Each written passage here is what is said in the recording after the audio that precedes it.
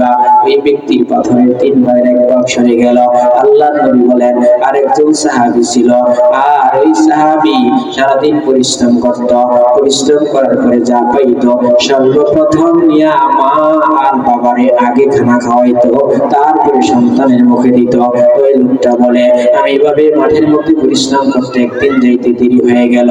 বাসায় যাওয়ার পরে গিয়ে দেখি আমার মা আর বাবা ঘুমিয়ে গেছে, আমার সন্তানগুলো ক্ষুধার তাড়নায় কান্না করছে। আমি যে মাত্র বাসায় ঢুকলাম আর কুকুলা নিয়ে খাবারটা নিয়ে ঢুকলাম, আমার সন্তানগুলো আমার পাও চেপে ধরে ধরে বাবা বাবা করে চিৎকার দেয়।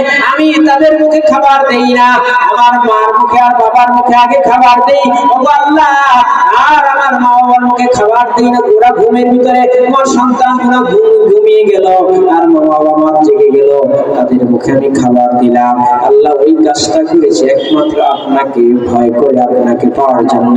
আল্লাহ ওই দিনের আমলটা যদি আমার কবুল হয়ে থাকে, আজকে এই মুসিবত থেকে আমাকে হেফাজত করা।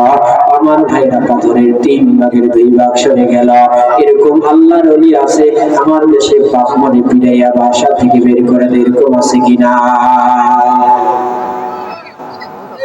3 নাম্বার লোকটা বলে আমার সমাজে এই দিকে কিছুদিন আগে কি হয়ে গেল, ভূমিকম্প হয়ে গেল। কি কারণে হয়েছে আমি সেদিকে যাব না। ওই লোকটা বলে আমার একটা আমের উপরে ঝাঁপিয়ে পড়ার জন্য, তাকে ব্যবহার করার জন্য আমার খুব ইচ্ছা ছিল, আমার খুব খায়েশ ছিল, কিন্তু আমি তাকে কোনদিন করে কৌশলে পাই না। একাদা তার কিছু টাকার প্রয়োজন হইল, আর টাকার বিনিময়ে সে আমার কাছে টাকা চাইতে আসলো। আমি তখন তাকে দুর্বল পয়েন্ট আঘাত করলাম আর বললাম আজকে যদি আমার থেকে টাকা নাও আর টাকা ফেরত দিতে হবে না, তোমার এই দেহটা আমাকে ভোগ করতে দিবা। মেয়েটা বিপদে পড়ে গেল, তখন রাজি হয়ে গেল, টাকা নিয়ে চলে গেল। তার বিপদ সেরে কথা অনুযায়ী সে আমার কাছে গহীন জঙ্গলে চলে গেল। যখন সেখানে কেউ নেই, কোন মানুষের কথা গম্য নাই, আর এই গহীন জঙ্গলের ভিতরে আমি যখন তার উপরে ঝাঁপিয়ে পড়ব, সমস্ত প্রস্তুতি আমার গ্রহণ করা হয়ে গেছে। আমি এখন তার উপরে আমার যৌবনের চাহিদা মিটাবো। কিন্তু মেয়েটা নিজ থেকে একটা শব্দ বলেছিল, ওয়াত্তাকুল্লাহ ওয়াত্তাকুল্লাহ ওয়াত্তাকুল্লাহ। আমার ভাই, আমার প্রতিবেশী, আমি বিপদে পড়ে তোমার থেকে টাকা নিয়েছি, আমাকে বাঁচাবার আর কেউ নাই।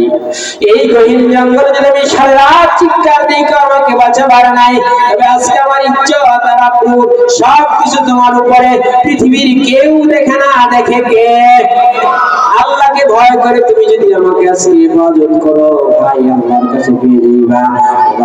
ওই লোকটা বলে আল্লাহ ওই দিন আমি এতটা ভয় পেয়েছি তোমাকে, আর ওই কাজটা থেকে আমি দূরে চলে আসছি একমাত্র তোমাকে ভয় করে।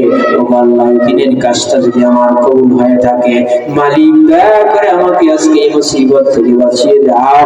আর কিতাবের মধ্যে আসে আল্লাহ নবী বলেন পাথরটা সম্পূর্ণ সরে গেল, 3 ব্যক্তি ওই মুসিবত থেকে বেঁচে গেল। আজও আমাদের সেই আল্লাহ আছে কিনা?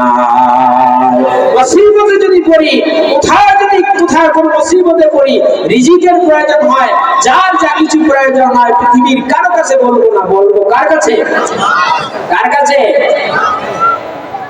আমার ভাইরা, আমি আপনাদের সামনে কোরআনুল কারীমের যে আয়াত তেলাওয়াত করেছি, আয়াতের মধ্যে আয়াতের সার সংক্ষেপ কথা আমি আপনাদের সামনে চলে যাই। সেখানে ওয়াম্মা মান খাফা মাকাম রাব্বিহি ওয়া নাহান নাফসা আনিল হাওয়া ফাইন্নাল জান্নাতা হিয়াল মাওয়া।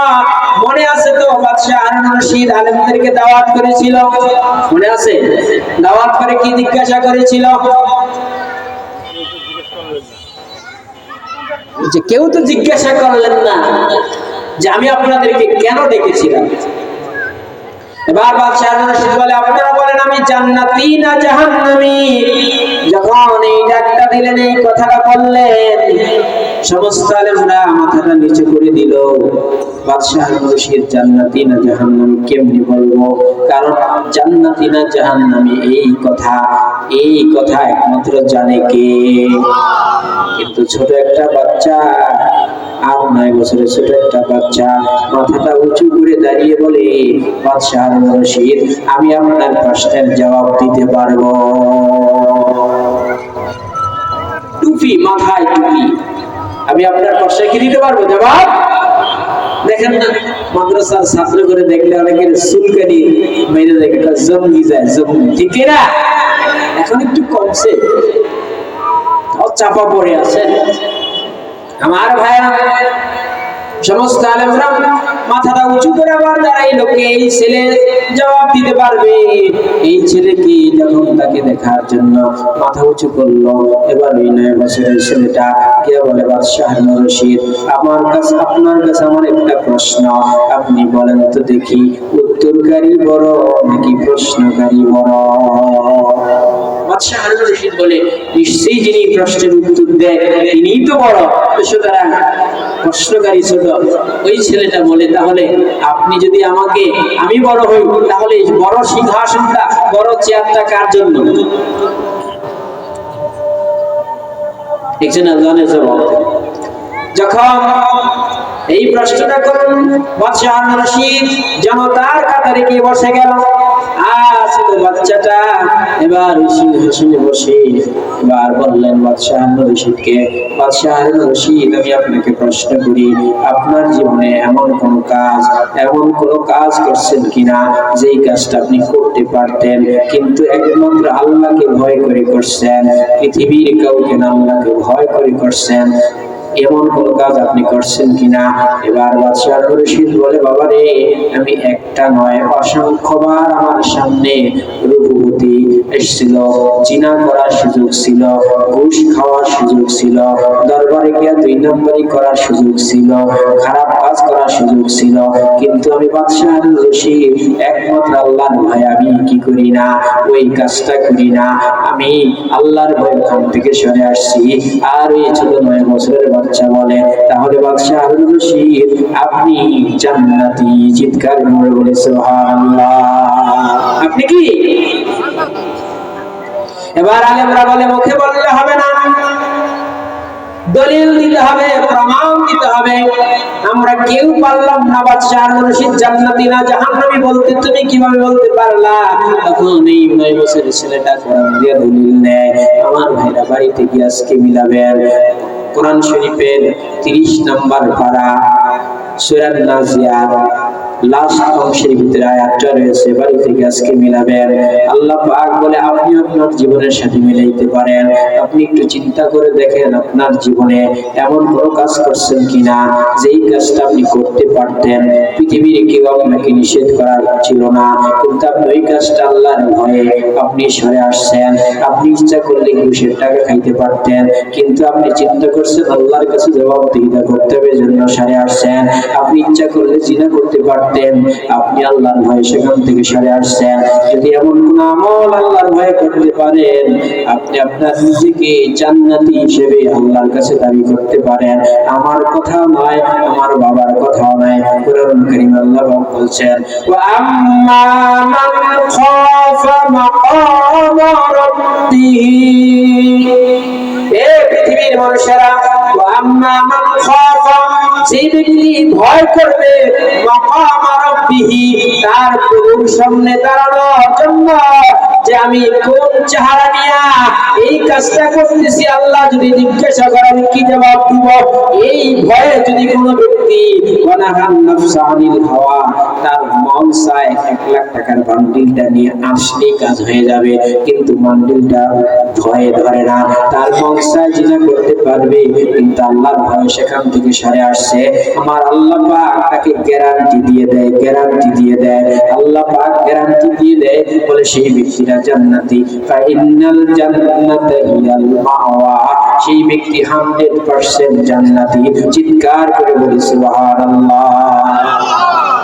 এবার আপনি মিলান আপনার জীবনের হিসাব মিলান। আপনি আপনার জীবনে একটা কাজে যদি আল্লাহর ভয়ে করতে পারেন, খোদার কসম করে বলি, এই আয়াত কোরআন শরীফ সাক্ষী দেয়, আল্লাহর ভয়ে যদি আপনি গুনাহ থেকে দূরে সরে আসতে পারেন, তাহলে আপনি জান্নাতি। এ কথা কে ঘোষণা দিয়েছে? কে বলছে? আমি বলছি।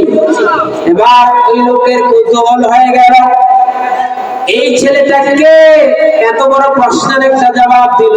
গবেষণা করতে করতে গিয়ে দেখে এই ছেলেটা হলো জামানুল মুজাদ্দিদ, সাইদ ইমামের মধ্যে দ্বিতীয় নম্বর ইমাম, যিনি শেষ বয়সে সে ইমামের খেতাব পাইলেন। তিনি হলেন ইমাম শাফিঈ রাহমাতুল্লাহ আলাইহি। চিৎকার করে বলি সুবহানাল্লাহ।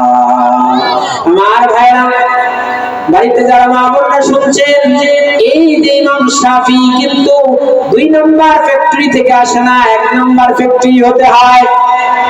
1 নম্বর ফ্যাক্টরির ভিতরে 1 নম্বর মাল পাওয়া যায়, 2 নম্বর ফ্যাক্টরিতে 2 নম্বর মাল পাওয়া যায়। আমার ভাইরা, ইমাম শাফিঈ যদি হতে হয়, বাড়িতে মা বোন যারা রয়েছেন তাদের 100% আমার আল্লাহর কাছে চাইতে হবে, ঠিক কিনা? নেক্সট সন্তান কার কাছে চাইতে হবে? আমি একটা কমন আয়াত আপনাদের সামনে পড়ছি, পারেননি আপনারা আয়াতটা? কিছু মানুষ বলে আমরা দুনিয়া চাই না, আছে না এরকম? আল্লাহ কয় চাও, আপনি কয় চান না, তাহলে আপনি আল্লাহর বিরোধিতা করলেন না। দেখেন কোরআন কি বলছে, রব্বানা আতিনা ফিদ দুনিয়া হাসানা ওয়া ফিল আখিরাতি হাসানা। ও দুনিয়ার মানুষকে দুনিয়ার হাসানা চাও, তারপর আখিরাতের হাসানা। এইজন্য ভাইরা আমার, আল্লাহ পাকের কাছে চাইতে হবে মনের যত বেদনা, মনের যত যাতনা, নেক সন্তান, সুসন্তান, ভালো রিজিক, উত্তম বাসা, উত্তম জায়গা, সবকিছু পৃথিবীর কারো কাছে নয়। কপালটা ঠেকিয়ে দিয়ে চাইতে হবে কার কাছে? কার কাছে চাইতে হবে? মহান রব্বুল আলামিনের কাছে। অহংকার করা যাবে। এই পৃথিবীতে 4 জন লোক রাজত্ব করেছে। 4 জন লোকের নাম জানেন? হ্যাঁ, 2 জন মুসলমান আর 2 জন হলেন কি বিদুর। হযরত সুলাইমান,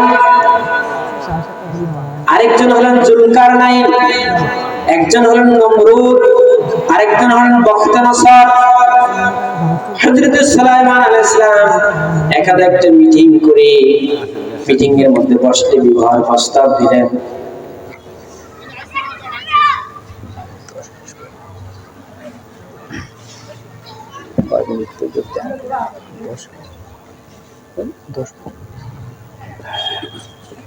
হযরত সুলাইমান আলাইহিস সালাম বিবাহের প্রস্তাব দিলেন বিবাহ করার জন্য। আর সবাই এলাকার মধ্যে ঝাঁপিয়ে পড়ল ভালো একটা নারী দেখার জন্য। এর মধ্যে শর্ত দিলেন 4টা। কয়টা শর্ত? 1 নম্বর হলো ইমানদার এবং পর্দাশীল, 2 নম্বরে আমানতদার, 3 নম্বরে হলো আপনার ভালো বংশ, 4 নম্বরে হলো রূপবতী। 4টা শর্ত দিলেন। একজন ছেলের মেয়ে, তাকে প্রস্তাব দিয়ে বসলেন বিবাহ। তার মধ্যে 3টা শর্ত ছিল, 3টা এই গুণ ছিল। একটা ছিল পর্দাও ছিল, ঈমানও ছিল, আমানতদারিও ছিল, রূপসীও ছিল। ছিল না শুধু বংশ, কারণ সে কার মেয়ে? ছেলের মেয়ে। এই প্রস্তাব যখন দিলেন, সংক্ষেপ কথা আমি শেষ করতে পারবো না, এখানেই হয়তো শেষ করে দিব। আর হযরত সুলাইমান আলাইহিস সালাম চিঠিটা যখন পাইলেন, আর উজির নাজিরা সবাই একটু তিরস্কার করা শুরু করলো। লাস্ট পর্যন্ত পৃথিবীর বাদশাহ সুলাইমানের বিয়ের প্রস্তাব আর কেউ না, একটা জেলের মেয়ে পর্যন্ত দিয়ে দিল। আর জেলের মেয়ের কথা শুনে সুলাইমান চিঠিটা ছিঁড়ে টুকরা টুকরা করে ডাস্টবিনে অর্থাৎ নিচে যখন ফেলে দিলেন। আর এই সংবাদটা যখন ওই জেলের মেয়ের কাছে গেল, জেলের মেয়ে আল্লাহর কাছে একটা দরখাস্ত করলেন। সেই দরখাস্তটা কোরআন কারীমে আছে, রব্বানা আতিনা ফিদ দুনিয়া হাসানা ওয়া ফিল আখিরাতি হাসানা। আল্লাহ আমাকে দুনিয়ার হাসানা অর্থাৎ সুলাইমান আলাইহিস সালামের স্ত্রীকে তুমি বানাইতে পারো, এবং আখিরাতেও তার স্ত্রী হিসেবে আমাকে উঠাইতে পারো। পারে কি পারে না? ওয়া আখিরু দুআনা আলহামদুলিল্লাহি রাব্বিল আলামিন ওয়া মা আলাইনা ইল্লাল বালাগ। আসসালামু